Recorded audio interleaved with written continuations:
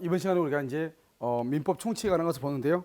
여러분 이제 민법 총칙이라는 것은 어떻게 되냐면 맨 앞에가요. 이제 권리의 주체가 나오고요. 그다음에 법률행위가 나오고요. 주체가 객체가 나오고 법률행위가 나오고 그다음에 뒤에 소멸시가 나오죠. 근데 민법 총칙은 사실 주체 부분부터 우리가 볼 필요가 없어요. 어디를 먼저 보냐? 먼저 법률행위 하고요. 법률행위가 민법 총칙의 대부분을 차지하고 있죠. 그 조건 기한까지요. 그다음에 맨 뒤에요. 뭐냐? 소멸시효를 이제 보고요. 그러고 나서 이제 앞에요. 신의성실 원칙부터 그다음에 법인까지 정리하시면 되는 거예요. 알겠죠? 왜냐하면 민법 총칙은 이 앞부분하고 어디 연결되는 데가 없어요. 그래서 주체하고 객체는요. 그런데 법률행위는 처음부터요. 어디까지요? 조건 기한까지 하나의 테마로 되어 있단 말이죠.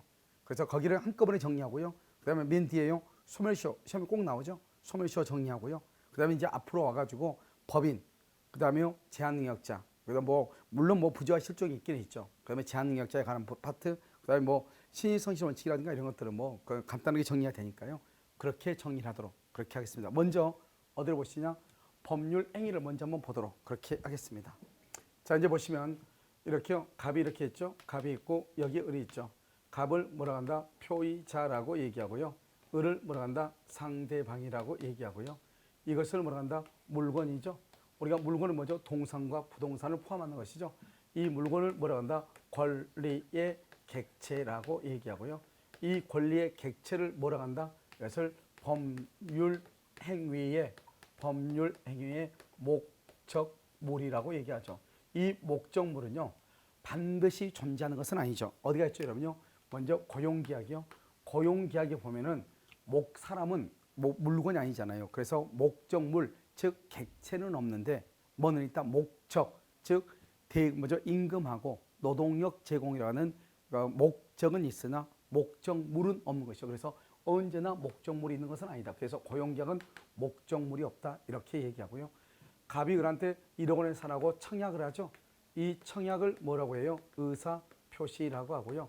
승낙을 뭐라고 한다? 승낙도 의사표시라고 해가지고 이 청약과 승낙을 다른 말로 뭐라고 한다? 그래서 법률 사실이다 이렇게 해서 우리가 지금부터 이제 법률 사실을 하나 볼게요. 우리가 기본 강의라는 것이 아니고 핵심 유형만 하기 때문에 풀린 것만 본단 말이죠. 그 다음에 이 청약과 승낙의 의사표시가 일치를 하죠.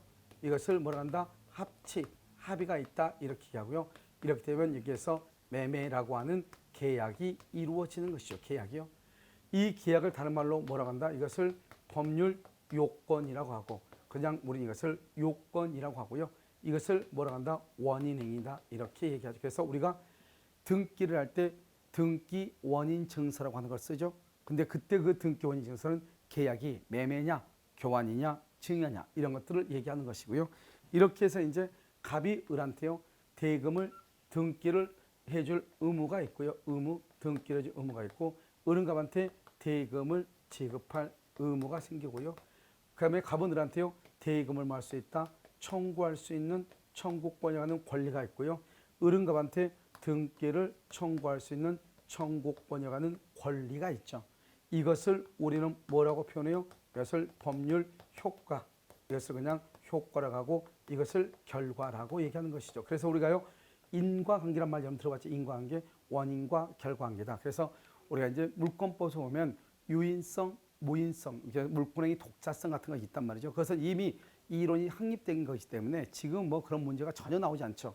하지만 아직도 그런 것을 가지고요 대단한 것처럼 강의한 데가 있기는 있지만 그것은 물권행위의 독자성, 이 독자성에서 유인성과 무인성이라고 하는 것이 나오잖아요. 그것은 원인과 결과가 관계가 있느냐 없느냐 이런 말이죠.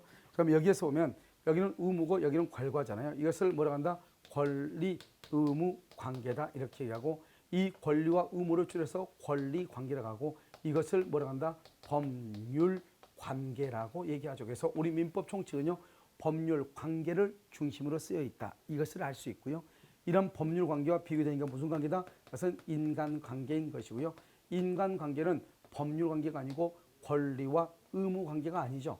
그래서 인간 관계는 약속을 지키지 않았다고 해서 채무 불이행의 문제가 나올 수가 없는데요. 그런데 불법 행위 책임은 성립할 가능성이 있죠. 이렇게요. 권리와 의무 관계를 다루는 법을 무슨 법이라 한다? 그것을 실체법이라고 얘기하는 것이고요. 이 실체법의 대표인 게 바로 뭐다? 민법이다 이란 말이죠. 알겠죠? 그래서 우리 민법은 실체법에 속한다. 이것을 알 수가 있죠. 그 다음에 이 법률 요건에는 또 뭐가 있다? 하나는 법률 행위가 있죠. 여러분 법률 행위는 다 공부를 하셨겠지만 법률 행위는 의사 표시를 필수 불가결의 요소로 하는 것이죠. 그래서 의사 표시의 수와 방향에 따라서 뭐가 있다? 방향에 따라서 먼저 한 개이다. 우리 이것을 단독 행위라고 얘기하는 것이고, 만약에 두 개이다. 그것을 계약이라고 하는 것이고, 두 개 이상이다. 그래서 대표적인 합동 행위다. 이렇게 얘기하죠. 이런 이 합동 행위에는 뭐가 있냐면 사단 법인 설립 행위가 있죠. 사단 법인이요. 사람의 단체 이것을 얘기하죠. 그다음에 의사 표시가 두 개면 우리가 이것을 계약이죠. 수는요. 방향은요. 서로가 대립하죠. 그런데요. 여기 합동 행위는 서로가 대립하는 것이 아니고 두 개 이상의 의사 표시가 서로가 구심력을 가지고요. 이렇게 서로가 모이는 거죠. 그래서 우리는 선거를 선거도 합동 행위에 속하죠. 알겠죠? 이 선거 같은 경우도 우리가 지지하는 후보한테 표를 이렇게 모아주는 거잖아요. 이것을 우리는 합동이다 이렇게 얘기하고요. 여기 또 단독행위였죠. 이 단독행위는 상대방이 있는 것과 없는 것이 있어. 상대방이 없는 것 이것을 뭐가 있죠? 유원, 유증. 그 다음에 뭐가 있어요? 재단, 법인, 설립행위죠. 재단, 법인은 재산의 단체를 얘기하죠. 그 다음에 여기 또 뭐가 있다? 소유권, 또는요 점유권, 또는 상속의 포기 이렇게요. 상속의 포기 이렇게. 그래서 소유권의 포기, 점유권의 포기, 상속 포기 같은 건 이것은 상대방이 없는 것이죠. 그 다음에 여기 상대방이 있죠. 그러면 상대방이 있는 것은 뭐가 있어요? 먼저 8가지 말하면 돼. 채무자가 하는 것을 상계라고 하고요. 채권자가 하는 것을 면제라고 하고요. 무권들에서 본인이 하는 것을 추인이라고 하고 상대방이 하는 것을 철회라고 하고요. 그 다음에 여기 동의가 있고요. 동의. 여기 또 뭐가 있냐? 취소하고요. 해제하고 해치가 있죠. 이 정도만 여러분 알면 되죠. 상대방 있는 것이죠. 여기서 중요한 것은 이것을 이렇게 단편적으로 암기하는 것이 중요한 것이 아니고요. 시험은 항상 뭐라고 나온다? 이렇게 나오죠. 이 우리가 합동행위는 거의 시험에 나올 가능성이 없으니까 지우면 어떻게 되죠?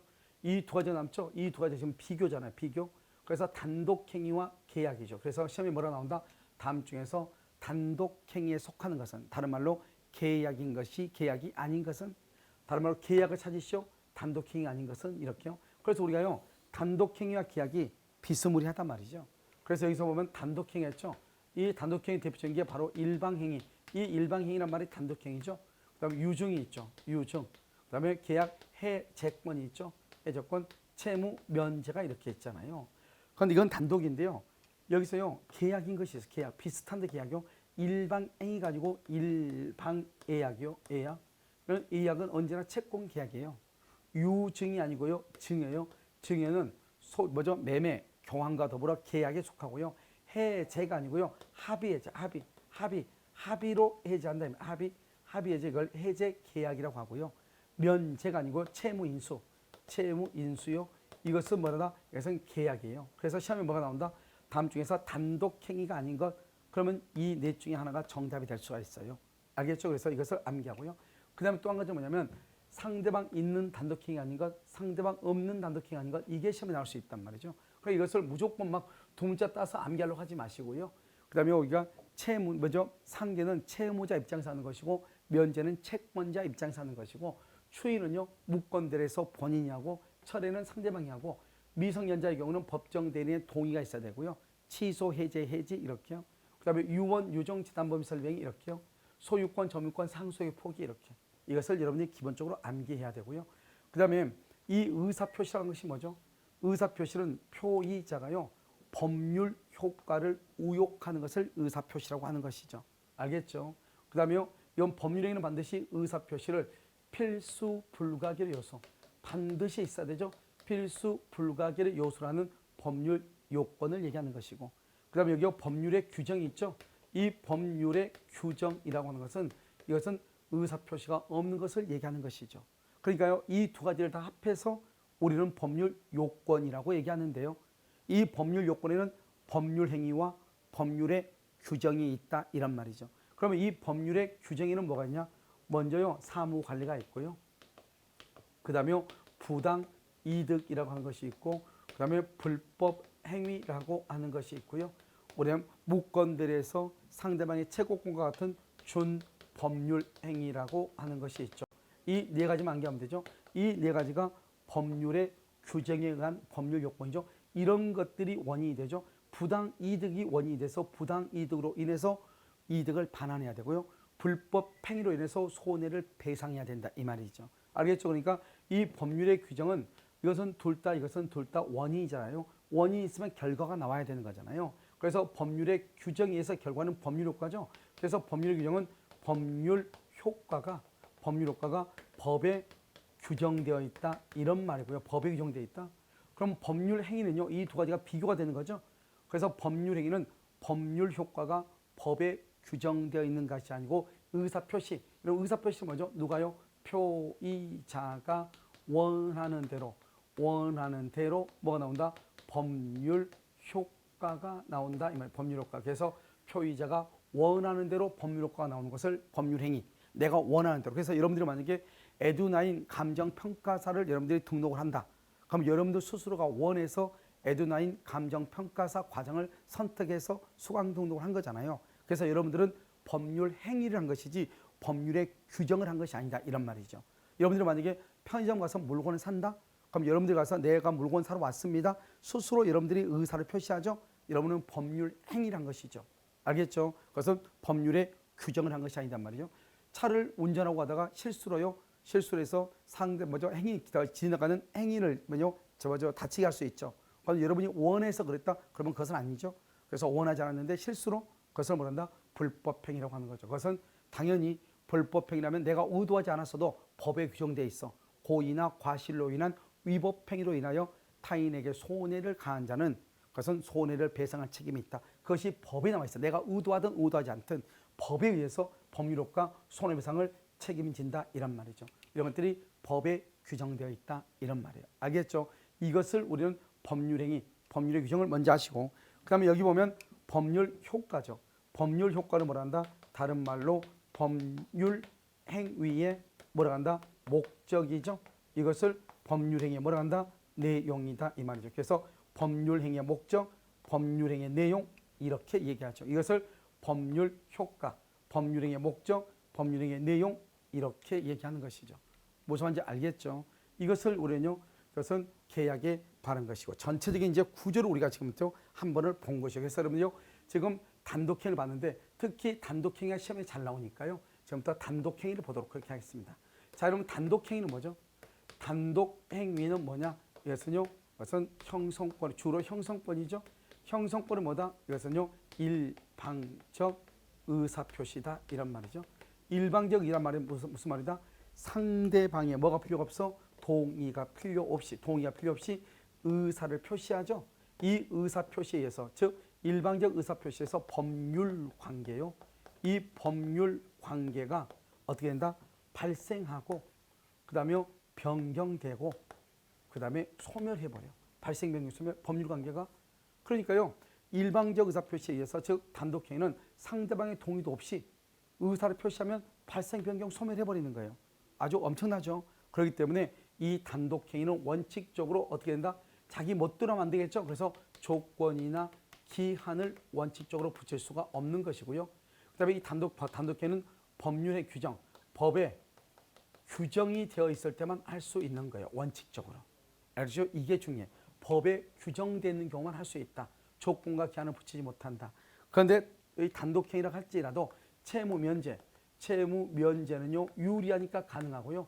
또 유언이나 유증의 경우에도요. 가능하고요. 조건을 붙이는 것. 그 다음에 또 한 가지는 그렇지 않더라도 상대방이 동의를 하면은 상대방한테 손해를 끼칠 이유가 없죠. 그래서 조건이나 기한을 붙일 수는 있는 것이에요. 알겠죠? 원칙은 안 된다 이 말이죠. 그래서 단독행위는 법에 규정되어 있다. 이것을 법정주의다 이렇게 얘기를 하는 것이고요. 또 한 가지는요. 이것은 단독행위죠. 단독행위는 형성권이죠. 그래서 단독행위는 의사표시가 한 개인 것이고 계약은 의사표시가 두 개인 것이잖아요. 그러니까 법에 단독행위로 되어 있어도 이것을 계약으로 할 수가 있죠. 바로 뭐다? 단독행위가 바로 해제권이죠. 해제권은 단독행위인데 계약이 뭐죠? 합의해제. 해제를 합의로도 할 수 있죠. 합의로도. 그래서 단독행위로 규정된 것을 계약에 의해서 달성할 수가 있다 이렇게요. 그 다음에 여기서 형성권이죠. 여러분 형성권은 뭐예요? 형성권은 재산권의 일종이기 때문에요. 이런 단독행위 경우도 상속할 수 있고요. 양도할 수 있고요. 그다음 채권자 대유권의 객체가 되고요. 가압류의 대상이 되기도 한다. 이런 말이죠. 그래서 형성권은 이렇게. 그 다음에요. 여기 보면 일방적 뭐다? 의사표시. 말로 하면은 법률관계가 발생, 변경, 소멸하죠. 그래서 발생하는 것은 뭐였다? 앞에가 무슨 말이 있는지 중요하잖아요. 앞에가요. 앞에가 무슨 말이 있고 이게 중요한 것이 아니고요. 그 다음에요. 여기요.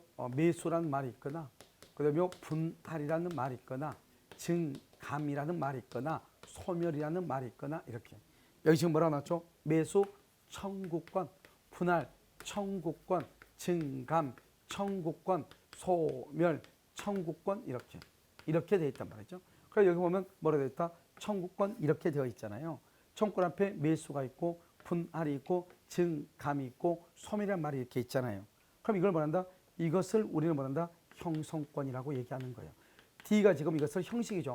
형식은 청구권이라고 분명히 되어 있잖아요. 그런데 청구권란 말 앞에 매수, 분할, 증감, 소멸이라는 말이 있으면 이것을 형성권이라고 얘기하는 거예요. 한번 볼까요?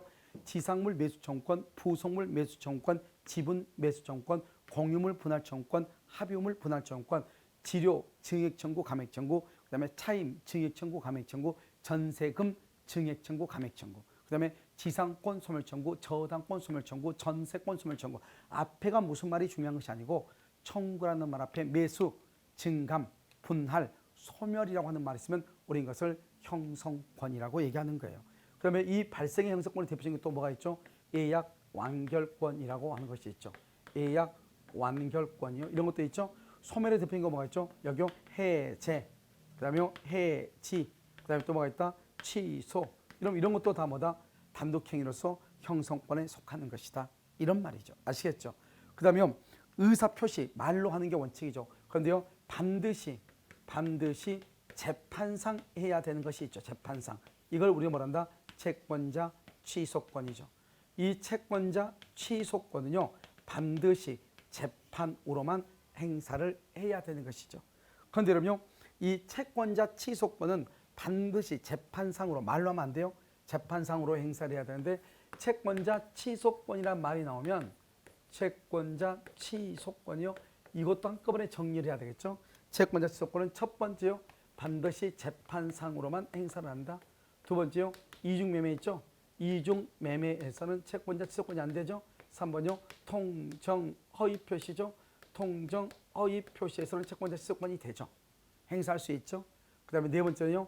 네 번째는 관습상 법정지상권이죠. 관습상 법정지상권이 인정될 수가 없다. 채권자 취소권의 행사는. 그래서 여러분요. 이걸 잘 아시고 그 다음에 이 단독행위 우리가 이제 또 구별이 되는 것은 청구권하고 그 다음에 이거 형성권하고 이미 한번 186조 7조 할 때 설명했는데요. 우리가 청구권은 언제나 뭐에 걸린다? 청구권은 소멸시효에 걸린다 이 말이죠. 소멸시효 진행 여부, 소멸시효가 언제부터 기산하느냐 하는 것은 당사자가 입증을 해야 되고 별말이 없어. 몇 년이다? 10년이 되는 것이고 청구권에 의한 판결을 무슨 판결을 한다? 이행 판결이라고 얘기하는 것이고 이것은 등기를 해야 되는 것이죠. 그런데요. 형성권이죠. 형성권은 뭐에 걸린다? 제척기간에 걸린다. 이렇게 얘기해. 이 제척기간은 어떻게 한다? 법원이 직권으로 조사하는 것이고 제척기간은 당사자 간의 합의로 정하고 합의가 안 되면 10년이 되는 것이고 이렇게요. 그 다음에 이 소멸시효는 중단하고 정지라고 하는 제도가 있죠. 그런데 제척기간은 목적물을 인도받아 점유하고 있어도 제척기간은 뭘 한다? 진행한다. 제척기간은 진행해서 소멸한다. 그래서 중단이나 정지라고 하는 제도가 없는 것이고 그 다음에 형성권에 의한 판결을 무슨 판결을 한다? 형성판결이라고 해가지고 원칙적으로는 판결 확정 시 등기 없이 소유권을 취득하죠. 그런데 소송 중에 조정이 생겨가면 그러면 등기를 해야 되지만 말이죠. 그런데 여기서 뭐가 있다? 점유보호 청구권이 있죠. 그럼 점유보호 청구권이라고 하는 것은 뭐죠? 이것은 청구권이죠. 그러면 청구권은 당연히 소멸시효에 걸린다 그래야 되는데요. 우리 이제 다수의 판례를 말한다. 점유보호 청구권은 1년 안에 소송을 제기하죠. 1년 안에. 그래서 이 점유보호 청구권의 1년을 다수의 견해가 뭐라고 한다? 판례가 제척기한을 보죠. 그러니까 원래 청구권은 소멸시효에 걸린다 해야 되는데요. 청구권임에도 불구하고 소멸시효가 아니고 제척기간에 걸린다고 그래요. 그래서 청구권임에도 불구하고 제척기간에 걸린 것을 무슨 기간에 간다? 이것을 출소기간이다. 반드시 소송으로 행사해야 된다. 그래서 점유보호 청구권을 뭐라고 한다? 출소기간이다. 이렇게 표현을 하는 거예요. 이것은 우리가 물권법에서 나오는 거잖아요. 여기까지가 여러분요, 법률행위에 있어서 가장 대표적인 단독행위하고 계약에 관한 것을 완벽하게 정리를 했고요. 여기 위에의 것들이 문제가 나올 수는 없어요. 아시겠죠? 자, 그 다음에 이게 이제 우리가 법률 행위를 전부가 다 정리를 했잖아요. 그러면 시험에 어떻게 나오냐? 봐봐요. 시험에 어떻게 나오냐? 우리가 이제 항상 먼저 시험이 어떻게 나온가를 보면서 공부를 해야 되겠죠? 이 두 가지를 묶어가지고 뭐란다? 법률 요건이죠? 시험에 뭐가 나온다? 법률 요건이 아닌 것, 그러면 법률 효과를 묻는 거예요. 그러면 이 법률 효과는 뭐가 있다? 등기청구하고 대금청구이죠. 그래서 뭐 99% 등기청구, 소유권 이전 등기청구이 법률 효과라서 정답이 될 것이고, 그 다음에 이 법률 요건은 법률 행위에 의한 법률 요건과 법률의 규정에 의한 법률 요건 두 가지가 있잖아요. 그래서 시험에 뭐라 나온다? 다음 중에서 법률의 규정에 의한 법률 요건이 아닌 것, 그것은 법률 행위를 묻는 것이고, 법률 행위에 의한 법률 요건이 아닌 것, 그것은 법률의 규정에 관한 것을 묻는 것이에요. 아시겠죠? 그러니까 문제가 어떻게 출제된다, 이걸 알면서 이것을 보고 있어야 되는 것이고요.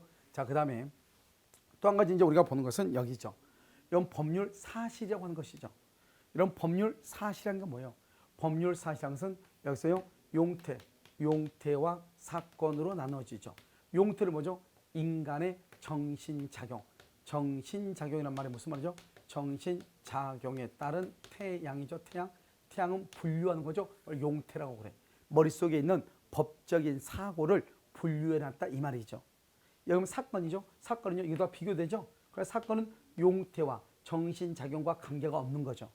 정신작용과 관계가 없는 것을 사건이라고 그래. 사건은 그럼 뭐죠? 시간의 경과죠. 시간, 취득시효, 소멸시효, 시간의 경과. 우리가 시계는요, 시계가 여러분 강의실에 있는 시계예요. 배터리를 한번 뽑아봐요. 배터리를 뽑으면 시계는 멈춰 있지만 시간은 계속 진행하는 거잖아요. 그러니까요, 내 생각과 관계없이 진행하는 것을 사건이라고 하는 것이죠. 시간의 경과, 취득시효, 소멸시효. 그 다음에 또 뭐다? 생과사, 맞아, 출생하고 사망하는 것, 이렇게. 혼동이라든가 부당이득이라든가 이런 것을 우리는 사건이다 이렇게 얘기하는 거예요. 그 다음에 용태죠. 용태는 여기서 외부적 용태가 있고요. 그 다음에 내부적 용태 중요하잖아요. 이 내부적 용태에서 뭐가 나온다? 내부적 용태는 관념적 용태하고 의사적 용태가 있는데, 이 용태에는 뭐가 나온다? 선의하고 악이라고 하는 것이 나와. 그래서 우리가 배웠죠. 선의는 뭐뭐를 모른다, 악의는 뭐뭐를 알고 있다 이 말이죠. 그것도 선의, 악의도 여기 법률 사실에 속한다 이 말이죠. 그 다음에 외부적 용태죠. 외부적 용태는 머릿속에 있는 것을 외부로 밖으로 끄집어냈다. 이것을 바른말로 뭐란다? 행위라고 얘기하죠. 이 행위에는 또 뭐가 있다? 적법 행위하고 뭐가 있어요? 위법 행위라고 하는 것이 있죠. 이렇게 위법 행위요. 그럼 여기에서 알아야 될 게 뭐죠? 위법 행위죠. 이런 위법 행위라고 하는 것은 뭐가 있다? 여기는 채무 불행하고요. 그 다음에 불법 행위라고 하는 것이 있죠. 그래서 이 두 가지를 위법한 행위라고 얘기하는 것이에요. 그래서 그렇지 않은 것을 뭐다? 적법이다 이렇게 표현을 하죠. 적법행위다 이렇게. 적법 이렇게요. 자, 그 다음에 이 적법행위는 또 뭐가 있다? 여기 법률행위가 있죠. 이런 법률행위 자체가 법률 사실이 아니에요. 그 다음에 여기 준법률행위가 있죠. 이런 준법률행위가 법률 사실이 아니라고. 준법률에 들어있는 법률행위 속에 들어있는 표현행위가 있고요. 그 다음에 사실행위가 있어. 이 사실행위는 뭐죠? 표현행위가 아니다 이 말이죠. 표현행위가 아닌 것을 뭐란다? 비표현행위다 이렇게 얘기하죠. 그럼 이 표현행위는 뭐가 있다? 여기 세 가지. 첫 번째, 의사의 통지. 통지를 뭐 알린다는 거죠. 관념의 통지. 현재 있는 사실을 그대로 알려주는 거죠. 생각을 알려주는 것이고, 알겠죠? 그 다음에 감정의 표시, 이렇게 감정의 표시는 뭐가 있죠? 용서는 대리할 수 없어요. 대리가 인정되지 않는다. 의사의 통지와 관념의 통지죠. 앞에가 무슨 말이 있고 절대 중요하잖아요. 앞에가. 여기서 뭐가 다? 의사통지는 뒤에요. 뒤가 반드시 최고. 그 다음에 거절. 이런 말이 있으면 무조건 그것은 의사의 통지예요. 그래서 의사의 통지, 의사는 최고로 거절을 잘한다 이렇게. 의사는 의체거, 최고 거절. 관념의 통지는요. 관념은 뒤에가 통지, 승인, 승낙, 승인, 승낙 이런 말이 있으면 이건 무조건 뭐다? 관념의 통지예요. 관념의 통지. 그래서 의사의 통지는 최고 거절, 의체거. 관념의 통지는 통지, 승인, 승낙, 관통상. 이것을 관념의 통지, 통지, 승인, 승낙, 최고 거절 이것을 얘기하죠. 감정의 표시는 용서 이렇게. 이것을 준법령이. 사실행위 뭐죠? 사실행위는 뭐가 있다? 순수 사실행위하고요. 여기요 혼합 사실행위 두 가지가 있죠. 여러분 순수 사실행위 뭐죠? 순수는 매장물 발견, 매장물요. 주소의 설정, 가공, 발명 이렇게요. 혼합 사실행위요. 사무관리, 부부의 동거, 무주물 선점, 그다음에요 유실물 습득, 유실물 습득, 무주물 선점, 부부의 동거, 사무관리 이렇게 사부 선물이고 매장물 발견, 주소의 설정, 가공, 발명. 그럼 매주가 발명한 중에서 가장 순수한 거 청국장 이런 식으로. 사부한테 선물할 때는 혼합해서 이것저것 혼합해서 선물한다 이런 식으로 연상하면 되죠. 사무관리, 부부의 동거, 선점, 물건의 인도 또는 유실물 습득 이렇게. 이것을 순수 사실. 이것은 대리가 안 돼, 대리. 이건 대리가 사실에는 대리가 인정되지 않아요. 그래서 매주가 발명, 사부 선물, 대리가 인정되지 아니한다 이렇게. 그다음에 의사의 통지는 최고 거절, 관념 통지는 통지, 승인, 승낙 이것을 준법률행위하죠. 즉 이런 것들이 사실행위다 이 말이지 준법률행위가 사실행위다 이 말이 아니에요. 준법률의 속에 들어있는 이것들이 사실행위다 이런 말이에요. 아시겠죠? 그다음에 법률행위죠. 법률행위는 반드시 뭐가 있어야 돼? 의사표시. 이 의사표시가 법률행위가 법률 사실이 아니고 의사표시가 법률 사실이다 이 말이죠. 이 의사표시는 뭐가 있다? 먼저 단독이죠. 단독하고 계약하고 합동행위 이렇게 있잖아요. 다른 건 다 필요가 없고 단독행위만 봐. 단독행위는 상대방 있는 것과 없는 것이 있죠. 유원, 그다음에 유증, 재담법인 설립행위 이렇게요. 상대방 있는 것은요 뭐가 있다? 상계가 있죠. 채무자. 채권자는 면제가 있고요. 그다음에 무권들에서 본인은 추인이 있고 그다음에 상대방은 철회가 있고 그다음에 동의가 있고 그다음에 여기요 해제가 있고 해지가 있고 취소가 있고 이렇게. 무슨 말이 알겠죠? 상계, 면제, 추인, 철회, 동의, 해제, 해지, 취소 이렇게 있죠. 여기 딱 보면은 여기 있는 이 글자들이 다 두 단어씩이죠. 여기도 보면 다 두 개씩이죠. 그러니까 헷갈리잖아요. 그러니까 이게 시험에 잘 나온다 이 말이에요. 비교해가지고 뭐라 나온다? 의사표시가 아닌 것 이렇게 시험에 나와. 그럼 뭘 물어요? 준법률행위에 속한 것을 묻고 있다 이 말이죠. 그래서 의사표시가 아닌 것 1번, 2번, 3번, 4번, 5번 이렇게 거절이 정답으로. 그 다음에 준법률행위가 아닌 것 의사표시를 묻는 거예요. 그럼 뭐다? 1번, 2번, 3번, 4번, 5번 이런 식으로 나오죠. 그러니까 무엇을 묻는 건지 알아야 되고 중요한 것은 앞에가 무슨 말이 있어요. 여기 봐봐. 무권대리죠. 무권대리에서 본인의 거기까지 중요한 거 아니야. 맨 뒤에 추인이란 말, 맨 뒤에 철이라는 말, 맨 뒤에 동의라는 말 이런 말들이 중요해. 앞에가 무슨 말이 있는 게 중요한 것이 아니고 맨 뒤에 최고나 거절이나 통지, 승인, 승낙이란 말이 중요하다. 그래서 예전에는 연결시켜서 최고는 관념의 통지, 통지는 의사의 통지 그래서 틀린 것으로 많이 했는데 지금은 그렇게 심히 나온 것이 아니고 지금은 거의 대부분이 다 어떻게 나온다? 다음 중에서 준법률행위에 속하지 않는 것은 이렇게 나와. 그러면 1번, 2번, 3번, 4번, 5번 이렇게 나온다 이 말이죠. 다음 중에서 의사표시가 아닌 것은 1번, 2번, 3번, 4번, 5번 이런 식으로 나온다 이 말이죠. 이것을 잘 보고 법률행위가 법률사실이 아니고 준법률행위가 법률사실이 아니고 준법률행위에 들어있는 최고 거절 이런 것들이 법률사실이다 이런 말이죠. 그런데 여기서요 우리가 약간 헷갈리는 것들이 있죠. 어떤 걸 있냐? 비슷해. 말이 비슷한데 아닌 것들이 있단 말이죠. 자 뭐냐면 여기요. 채무이행의 청구. 채무이행의 청구죠. 그럼 봐봐. 청구 봐봐. 여기 어디에도 청구라는 말이 지금 있어요? 없어요? 없죠. 그런데 여기서 채무이행의 청구란 말이 뭐냐? 청구는 빨리 돈 갚어 독촉이란 말이죠. 여기서 뭐다? 최고라는 말이에요. 그래서 채무이행의 청구란 말이나 채무이행의 독촉이란 말이나 채무이행의 최고란 말은 같은 말이야. 다. 이것을 뭐란다? 이것을 뭐냐면 우리는 의사의 통지다. 이렇게. 의사의 통지는 최고 거절. 이건 다 의사의 통지. 아시겠죠? 이 말을 알아야 되고요. 그 다음에 여러분요, 우리가요, 대리권 수여죠. 대리권 수여하고요. 대리권 수여의 표시하고 완전히 다른 말이에요. 대리권 수여, 그럼 이것은 단독행위요. 단독행위, 이것은 뭐다? 의사 표시라고 얘기해요. 의사 표시. 대리권 수여는 본인의 일방적 의사 표시니까요. 그런데 여기는 대리권 수여의 표시라고 되어 있죠. 대리권 수여의 표시, 이것은 또 달라요. 여기서 대리권 수여의 표시는 뭐다? 이것은 대리권을 수여했다는 것을 표시는 뭐다? 알린다는 말은 뭐다? 통지한다. 통지는 뭐다? 이것을 관념의 통지다. 이렇게 관념의 통지다. 이렇게 얘기하죠. 알겠죠? 그러니까 말이 완전히 달라. 대리권 수여하고 대리권 수여 표시하고 완전히 다르다. 또는 대리권 수여의 통지, 그러면 이거는 관념의 통지죠. 그 다음에 또 뭐가 있다? 소멸시효요. 소멸시효 중단 사유로서 채무 승인이 있고요. 소멸시효 완성 후 채무 승인이 있어. 똑같은 승인인데요. 소멸시효 중단 사유로서 채무 승인이라는 것은 이것은 관념의 통지예요. 관념의 통지. 그런데 소멸시효 완성 후 그러면 어떡하죠? 완성하면 더 이상 돈을 갚지 않아도 되죠.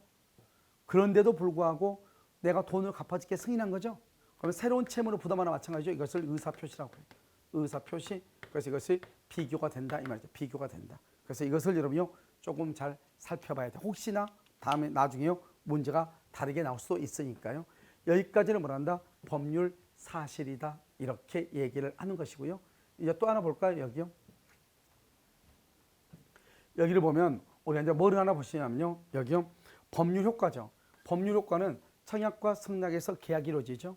그럼 계약이 이루어지면 어떻게 돼요? 소유권이 이제 등기를요. 갑이 을한테 등기를 해주죠. 그러면 등기가 갑에서 을로 오면요. 을이 소유자가 되죠. 을이 소유자가 된 것을 뭐란다? 이것을 권리 변동이다. 이렇게 얘기하죠. 권리 변동. 이 권리는 뭐다?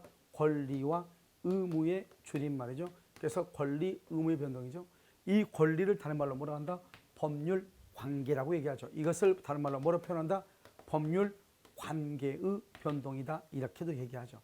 그래서 이 법률 관계의 변동은 뭐죠? 법률 관계가 발생하고 그다음에 변경하고 그다음에 뭐란다? 소멸하는 거잖아요. 소멸. 그러니까 발생은 누구한테? 을한테요. 소멸은요. 갑의 것이 소멸하죠. 갑이 을한테 팔았으니까. 그다음에 권리가 어떻게 변경되죠? 갑에서 을로 이렇게 변경이 되죠. 이렇게. 갑에서 을로 이렇게. 발생, 변경, 소멸 이렇게. 발생, 변경, 소멸 이렇게요. 무슨 알겠죠? 이렇게 되죠. 먼저 법률관계가 발생을 하죠. 발생을 할 때는 뭐다? 여기서 원시취득이죠. 원시취득이 있고요. 여기 뭐가 있다? 승계취득이죠. 승계취득 이렇게. 그래서 원시취득하고 승계취득 이렇게 있죠. 이 두 가지로 지금 나누어지죠. 원시취득, 승계취득. 여러분요, 이 원시취득은 다 건물의 신축하고요. 그 다음에 뭐냐, 여러분요, 우리 물권법의 소유권 부분이에요. 소유권. 여러분요, 여기 뭐가 있어? 취득시효. 그 다음에 선의취득, 무주물 선점, 유실물 습득, 매장물 발견, 부합, 혼합, 가공. 이것을 여러분 원시취득이라고 그래요. 간단하죠. 그러니까요, 원시취득은 일단 건물의 신축을 먼저 암기하고 소유권 부분에서 순서대로 245조부터 취득시효, 선의취득, 무주물 선점, 습득, 발견, 부합, 혼합, 가공. 이것을 원시취득이라고 해요. 알겠죠? 시험에 뭐라 나온다? 다음 중에서 원시취득이 아닌 것은 승계취득을 묻는 거죠. 승계취득이 아닌 것은 원시취득을 묻는 거예요. 아시겠죠? 그러니까 이것은 암기할 필요가 없고 승계는요. 승계취득은 설정적 승계라고 하는 것이 있고요. 여기 뭐가 있죠? 여기 이전적 승계라고 하는 것이 있죠. 여러분요. 몇 번 강의할 때도 얘기했지만 이전하고 설정은 완전히 다른 것이죠. 알겠죠? 이 사람이 만약에 귤이 이렇게 8조각이 있어요. 8조각 귤이 있어. 근데 그 중에서 여기서 몇 개, 4조각만요. 4조각만 이렇게 여기서 주는 것을 설정이라고 해요. 4조각만 주는 것. 그런데 여기서요. 4조각 아니고 전부를요. 이 전부를 그대로 주는 것, 그대로 주는 것을 이전적이라고 그래요. 말이 완전히 다르죠.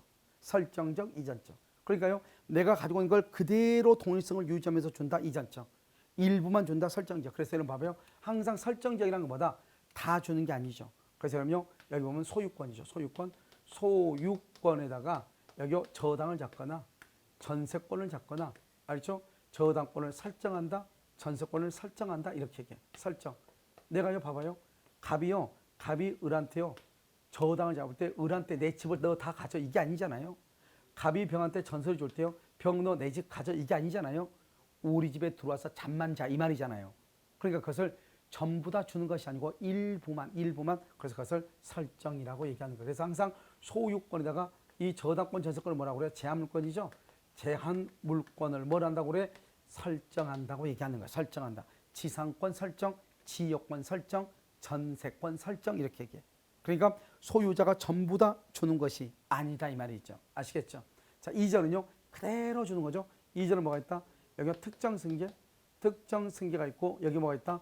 포괄 승계가 있죠. 특정 승계는 뭐가 있어요? 매매하고 그다음에 교환하고 그다음에 증여하고 그다음에 경매가 이렇게 있죠. 경매. 그다음에 포괄은 뭐가 있죠? 상속하고 회사 합병하고 그다음에 포괄 유증 이렇게 있죠. 유증 이렇게. 자, 여기 이제 봐봐요. 우리가요. 특정과 포괄은 둘 다 이전적이죠. 이전적은 전부가 다 승계취득이죠. 그래서 여러분 어떻게 한다? 봐. 매매 봐. 매매 봐. 그럼 매매는 뭐다? 매매는 무슨 승계죠? 특정 승계죠. 특정 승계면서 어디에 속해요? 이전적이죠. 설정기가 아니죠. 이전적이죠. 이전적이면서 어디에 속해? 승계취득에 속하죠. 여러분요. 원시취득 그러면 큰일 나죠. 자, 그럼 여기 한번 볼까요? 상속, 여기 상속. 상속 뭐예요? 상속은 어디에 속해? 포괄 승계죠. 그 다음에 포괄하면서 어디에 속해?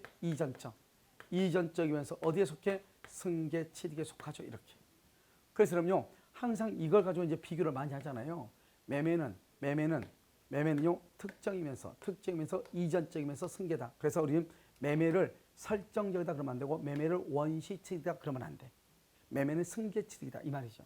상속은요. 특정 그러면 안 돼. 상속은 포괄이면서 상속은 이전이면서 상속은 승계취득이다. 그래서 여기 보면 여기 매매는 이전적이고 상속도 이전적이고 매매는 승계취득이고 상속도 승계취득이다 이 말이죠. 매매는요. 누군가로부터 넘겨받은 것이고요. 상속도요. 누군가로부터 넘겨받은 거죠. 알죠? 그러니까 승계다 이렇게 얘기해. 이걸 원시다 그러면 안 되죠. 그래서 이걸 여러분요. 정확하게 이해를 해야 돼. 첫 번째요. 설정이냐 이전이냐 이걸 비교하고요. 이 두 가지가 다 승계취득이야. 그러니까 봐봐요. 소유권의 저당을 설정하는 것을 승계취득이다. 매매를 승계취득이다. 상속을 승계취득이다. 다 똑같은 거예요. 왜요? 이 전부가 다가 어디에 속하니까? 승계취득에 속하니까 그런 거죠. 그런데요. 여기를 딱 나누어 가지고요. 이 부분은 설정이라고 하고 이 부분만 다 이전이라고 하죠. 이 부분. 그래서 매매나 상속도 둘 다 이전이죠. 단지 매매는 특정이고 상속은 포괄일 뿐이다. 이런 말이죠. 아시겠죠? 이 전체가 뭐다? 승계취득이죠. 그러니까 원시취득하고 비교가 되는 것이죠. 그래서 원시취득이 아니고 여기 있는 것들이 정답이 되는 거죠. 아시겠죠? 이렇게요. 그 다음에 이제 변경이죠. 그럼 변경은 뭐냐면 변경은요. 주체가 변경될 수 있고요. 그 다음에 여기요. 내용이 변경될 수 있고요. 그 다음에 여기요. 작용의 변경 이렇게 되죠. 그래서 주체의 변경, 내용의 변경, 작용의 변경 이렇게 되는 것이죠. 주체, 내용, 작용 이렇게. 무슨 말인지 아시겠죠? 그럼 여기 보면요. 주체가 뭐가 있죠? 주체가 사람이 바뀌는 거죠. 갑에서 을로 바뀐 것을 주체가 변경됐다 이렇게 해야죠. 내용은요. 내용은 양적이 있고 그다음에 여기 질적이라고 하는 것이 있죠. 양적이 뭐죠, 여러분? 양적. 여기 만약에 3층 건물을요. 갑이 가지고 있는데 이 3층은요. 갑이요. 을한테요. 여기다 전세를 줬다. 전세. 그럼 전세를 주면 어때요? 소유권의 사용 범위가 줄어들죠. 그럼 전세가 나갔어? 그럼 더 늘어나죠. 양적이죠. 그럼 여기다가요. 중축을 하죠. 중축. 그러면 늘어나죠. 중축 부분이 멸실하죠. 줄어들죠. 이걸 양적이라고 하는 거죠. 그 다음에 질적 뭐죠? 질적. 물건을 갑이 을한테 인도하기로 했는데 물건이 이행불능. 이행불능이란 말이 무슨 말이죠? 그 건물이 쓰러졌다 이 말이죠. 그래서 이걸 뭘로 바뀐다? 손해배상. 손해배상으로 바뀌어. 그러니까 물건이 손해배상으로 바뀌었어. 그러면요. 이 물건이 1억짜리면 손해배상도 1억을 할 거 아니에요. 그러니까 양은 똑같은데 물건이 아니고 돈으로 바뀌었죠. 이걸 질적이라고 그래. 질적. 알죠? 물건이 돈으로 바뀌었다. 질적 이렇게. 이 두 가지를 합해서 내용의 변경이다. 이렇게. 작용의 변경은 2번 저당권이죠. 여러분 저당권은 1번이 좋아요? 2번이 좋아요? 1번이 좋죠. 그래서 2번 저당권자가요. 1번 저당권으로 손이가 승진해. 승진하죠. 손이가 승진해. 알겠죠? 그것을 작용. 작용은 뭐죠? 효력이죠. 효력이 좋아졌다 이 말이잖아요. 그 다음에 이런 임대차죠. 이런 임대차는 채권이니까 대항력이 없잖아요. 그래서 임대차가 등기를 함으로써 대항력을 취득하죠. 그러면 작용, 효력이 좋아졌다. 작용의 변경. 그래서 특히 여기서는 작용의 변경이 시험에 잘 나와. 그래서 뭐라고 시험에 나온다? 2번 저당권이 1번 저당권으로 순위가 승진했다. 이런 말이 나온단 말이죠. 이것을 뭐라고 한다? 작용의 변경이다. 이렇게 얘기해. 작용의 변경이다. 이렇게. 아시겠죠? 그다음에 이제 마지막으로 뭐가 있다? 소멸이 있죠. 소멸. 소멸은요. 여기요. 절대적 소멸이 있고요. 그다음에 여기요. 상대적 소멸이 있어. 이 상대적 소멸이라는 것은 뭐냐면 일단 건물이 있어. 건물은 있는데요. 갑이요. 이것을 을한테 팔아. 갑이 을한테. 그러면 갑이 을한테 건물을 팔면 어떡하죠? 갑의 입장에서는 소멸이죠. 갑의 입장은 소멸인데 을의 입장에서는 발생이잖아요. 그러니까 이것을 상대적이라고 하죠. 그러니까 갑은 소멸했다 그랬는데 보니까 을이 발생한 거예요. 즉 갑에서 을 앞으로 소유권이 변경이 된 것이다. 이런 말이잖아요. 변경. 그래서 여러분요. 이 발생을 뭐라 한다? 이전적 승계. 이전적 승계다. 이렇게 얘기하죠. 그래서 매매를 통해서 갑이 을이 받았다 이 말이고 소멸은요. 상대적 소멸이다. 이렇게요. 변경은요. 소유자가 갑에서 을로 바뀌었죠. 이것을 주체의 변경이다. 이렇게 얘기해요. 그래서 우리가 발생, 변경, 소멸을 권리 변동이라고 하잖아요. 이때의 발생은 이전적 승계, 주체의 변경, 상대적 소멸 이렇게 얘기하는 거예요. 아시겠죠? 그러니까 이 말이 다 같은 말이다 이 말이죠. 그다음에 절대적은요. 물건이 멸실되다. 멸실되면은 소유권은 절대적으로 소멸하죠. 소유권은요. 그런데 멸실로 인해서 가치적 변형물, 이 가치적 변형물이 뭐다? 보험금 같은 것이 있다 이 말이죠. 그러면 여기서 뭐다? 질권이나 저당권, 소유권은 절대적으로 소멸하죠. 가치적 변형물이 있으면 질권이나 저당권은 뭘 한다? 물상대위하죠. 물상대위. 그래서 소멸한다 안 한다? 안 할 수 있다. 그래서 물건이 멸실됐다 해서 모든 물건이 절대적으로 소멸한다. 그러면 안 돼. 소멸할 수도 있고 안 할 수도 있는 것이죠. 알겠죠? 그런데 소유권은 절대적으로 소멸하죠. 상대적은요. 소유자가 바뀌었다 이 말이죠. 소유자. 그래서 권리 변동의 발생, 변경, 소멸이다 이렇게 하고요. 이 발생, 변경, 소멸을 입체적으로 공부를 해야지 이것을 단순하게 공부를 해서는 절대로 안 되죠. 아시겠죠? 그 다음에 이제 우리가요. 여기서 이제 뭐를 하나 보냐면 이런 것을 한번 보죠. 여기서 보면은 여기요. 우리가 이 계약을 하죠. 이 계약을 뭐냐면 여기 이제 법률에 보면 갑하고 을하고 있죠. 갑하고 을하고 여기서 계약을 하죠. 계약을 하고 여기서 뭘 준다? 계약금을 주죠. 계약금. 계약금을 이렇게 주는 단계가 있고요. 그다음에 여기서 중도금을 주는 단계가 있죠. 중도금. 그다음에 여기요. 잔금을 주는 단계 이렇게 세 가지의 단계로 나눠지죠. 그럼 우리가 이렇게 계약금을 주는 단계 이것을 우리는 뭐란다? 이것을요. 채권행위다 이렇게 얘기하는 거예요. 채권행위다 이렇게.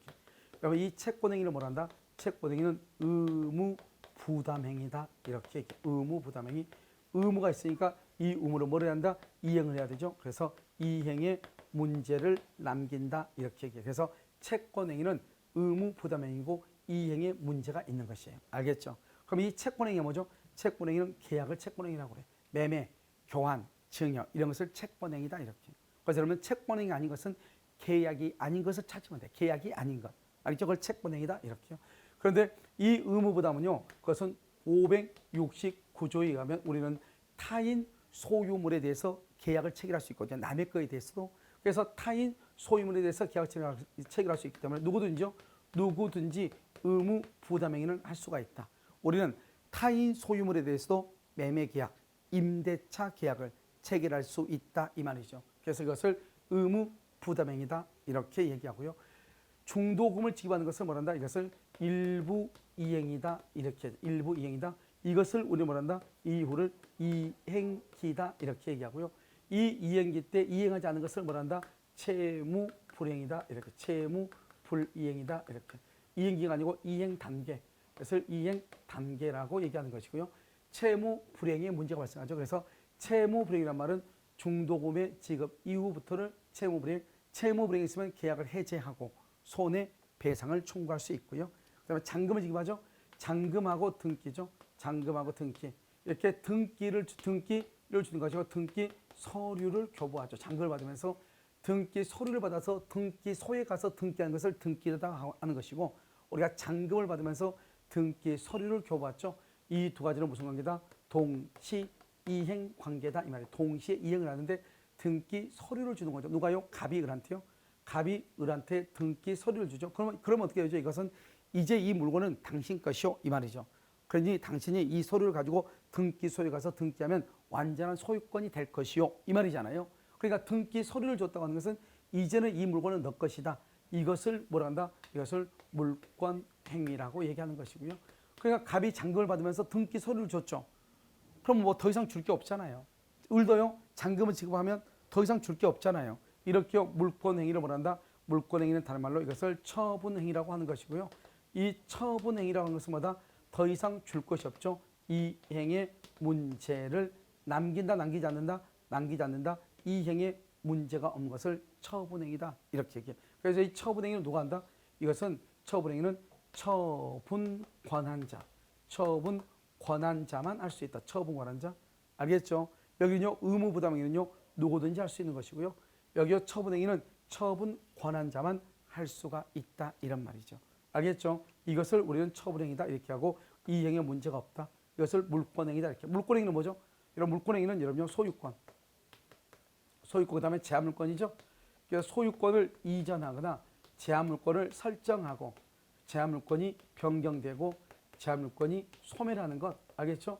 이것을 우리는 물권행위라고 하는 거예요. 그래서 소유권 이전 행위, 제한물권, 저당권 설정, 전세권 설정, 전세권 소멸, 전세금, 전세금의 증감 청구 뭐 이런 것들 있죠? 이런 모든 것들을 다 물권행위라고 얘기하는 거예요. 그래서 이 물권행위뿐만 아니라 우리가 처분행위는 또 뭐가 있다? 준물권행위도 있단 말이죠. 준물권행위라고 하는 것은 뭐냐? 물권행위는 아닌데 물권행위처럼 즉 이행에 문제가 없는 것. 뭐가 있죠? 가장 대표적인 게 채권양도잖아요. 채권양도. 그 다음에 지식재산권, 지식산권의 양도, 지식재산권의 양도, 그 다음에 채무인수 이런 것 또는 채무면제 이런 것들이죠. 이런 것들은 채무인수가 아니라 채무면제 이런 것들, 채무면제 이런 것들은 다 뭐죠? 준물권행위가 된다 이 말이죠. 알겠죠? 가장 대표적인 게 채권양도죠.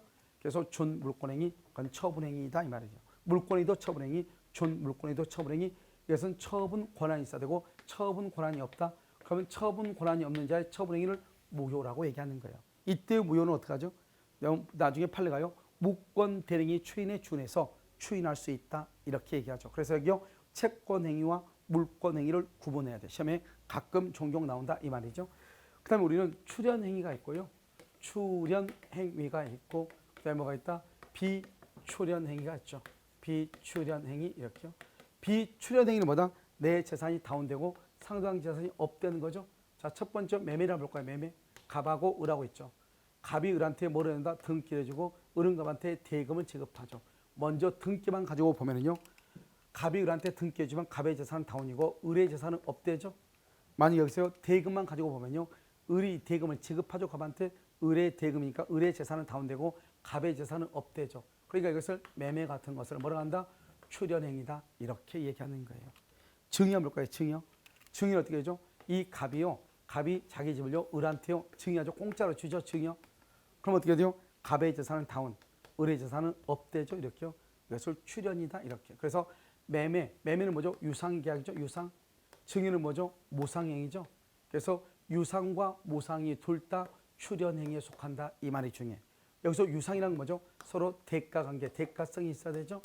갑이 을한테 등기를 해주는 대가로 대금을 받고 대금을 주는 대가로 등기를 받는 거잖아요. 이렇게 대가성이 있는 것을 유상이다. 그런데 무상은요. 갑은 을한테 주는데 을로부터 받은 건 없잖아요. 그러니까 이건 뭐다? 대가성이 있다 없다? 대가성이 없다? 그것을 무상이다. 이렇게. 그래서 유상과 무상을 포함해서 무슨 행위라고 한다? 출연행위다. 이렇게 얘기한다. 그래서 출연행위는 유상행위와 무상행위, 유인행위, 무인행위를 포함하는 것이다. 이렇게요. 비출연행위라고 하는 것은 뭐죠? 비출연행위는 여기서 대표적인 게 바로 뭐다? 대리권 수여죠. 대리권 수여 한번 봐보세요. 여기 대리권 수여를 보면 갑이 있고 여기 병이 있고 여기 을이 있죠. 갑이 을한테 대리권을 주죠. 대리권. 그럼 대리권을 딱 줘봐요. 갑이 을한테. 그러면 을한테 대리권 줬다 해서 갑의 재산이 다운되지도 않고 그다음에 을의 재산이 업되는 것도 아니잖아요. 이것을 뭐란다? 비출연행위라고 얘기하는 거예요. 그래서 내 재산이 다운되고 상대방이 업돼야 출연인데 다운되지 않거나 업되지 않는 것, 그것을 비출연행위다. 그래서 대리권 수여는 비출연행위죠. 대리권 수여는 의사 표시가 있어야 되고요. 대리권 수여는 불요식 행위예요. 일정한 방식을 유하지 않죠. 그래서 대리권 수여라는 말이 딱 나오면 의사표시이다. 그다음 분료식이다. 비출행이다. 이 세 가지가 항상 따라다니는 것이에요. 알겠죠? 이것이요. 그다음 마지막으로 이제 법률행위 종류 중에서 주된 행위하고 종된 행위를 한번 보죠. 여기 우리가 요역지가 있죠. 요역지. 그다음에 여기 전세금이 있죠. 전세금, 피담보 채권이 있죠. 피담보 채권 이렇게요. 그다음에 아파트요 전유 부분이 이렇게 있죠. 전유 부분 이렇게. 이 모든 것을 우리는 뭐란다? 이것을 주된 권리라고 얘기하고요. 전유 부분에 대지권이 있죠. 대지권. 피담보 채권에 저당권이 있고요. 전세금에 전세권이 있고 요역지에 지역권이 있다 이 말이죠. 지역권. 그래서 이것을요 전부 다 합해서 이것을 뭐란다? 이것을 종된 권리다 이렇게. 그래서 이걸 주된 권리, 종된 권리. 그래서 저당권은 채권에 대한 종된 권리예요. 지역권은 요역지에 대한 종된 권리예요. 만약에요 우리가요 주된 권리가 이전하잖아. 이전. 그러면 종된 권리도 같이 다른 의사표시가 없으면 이전. 이것을 수반성이다 이렇게 얘기하고요. 만약에요 전유 부분에 대한 저당권이죠. 주된 권리에 대한 저당권은 종된 권리인 대지 사용권에도 뭐한다? 미친다 이렇게 얘기하고요. 그다음에 채권이 소멸하죠. 채권이 소멸하면 저당권은요 말소 등기 없이 당연히 소멸하고요. 당연히요. 말소 등기 없이 당연히 소멸하고요. 그다음에 우리가요 이 종된 권리는 주된 권리하고 종된 권리는 주된 권리하고 분리 양도할 수 없다. 양도할 수 없다 이란 말이에요. 알겠죠? 그래서 이것이 주된 권리, 종된 권리에 대한 전부 다 딱 네 가지밖에 없어. 시험에 나오는 것은. 알겠죠? 전세권은 전세금과 분리양도할 수 없다. 지역권은 요역지와 분리양도할 수 없다. 저당권은 채권과 분리양도할 수 없다. 대지권은 전유 부분과 분리양도할 수 없다. 이렇게. 아시겠죠? 그래서 이것을 여러분 보고요. 만약에 요역지를 경락을 받으면 요역지를 경락을 받잖아요. 경락. 그러면 지역권도 뭐 없이 등기 없이 경락인에게 이전하죠. 이전 이렇게. 주된 권리를 경락을 받으면은 종된 권리도 등기 없이 경락인에게 이전하는 것이죠. 이것을 이제 우리는 주된 권리, 종된 권리 이렇게 얘기를 하는 것이에요. 무슨 알겠죠? 지금 우리가 이제 민법 총칙에서요 법률 행위에 있어서 나올 수 있는 모든 것을 다 설명을 한 것이에요. 요약을 했죠. 그래서 우리가 다음 주부터는 뭘 보느냐? 법률 행위의 목적부터 해가지고요. 나머지 조건 기한까지 일단 법률 행위가 하나의 틀로 같이 굴러가기 때문에 거기를 다 정리하고 그다음에 기간하고 소멸시효를 정리하고 그다음에 앞으로 와가지고 그다음에 신일성실 원칙 그다음에요 신일성 원칙하고 권리남용 금지 원칙이 있죠. 그다음에 중간에 보면은 또 뭐가 있다? 제한 능력자가 있죠. 주체 알겠죠? 그다음에요 부재와 실종이 있고요. 그다음에 이제 가장 간단한 뭐가 있냐? 법인이라고 하는 거 있죠. 법인은 우리하고 사람하고 똑같아. 그러니까 법인은 아주 간단히 끝나. 그래서 그림 하나 그려놓고 설명하면 끝이에요. 아시겠죠? 그래서 법인에 관한 것 이렇게 살펴보도록 그렇게 하겠습니다. 다음 시간에요 또 우리가 보도록 하겠습니다.